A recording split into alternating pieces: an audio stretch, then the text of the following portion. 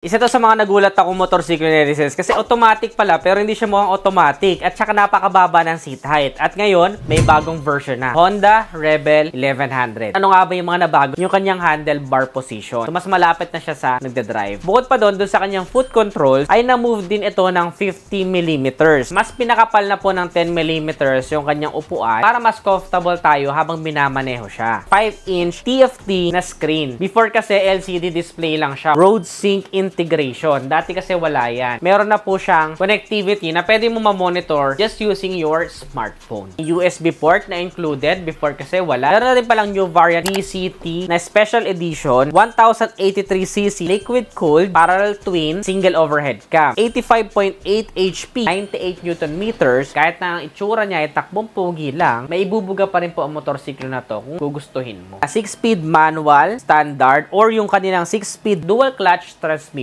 Yun yung DCT. Electronic fuel injection na rin po ito kaya matipid sa gasolina. And we can expect a fuel consumption of approximately 20.4 kilometers per liter. O, diba? Panalo na rin, no? Napakababa lang ng seat height niya. 233 kilograms. Both sa front and sa rear na disc brake. At syempre, dual channel ABS na rin po siya. 650,000 pesos. Para sa inyo na Resense, sulit ba siya? Comment nyo naman dyan sa ibaba.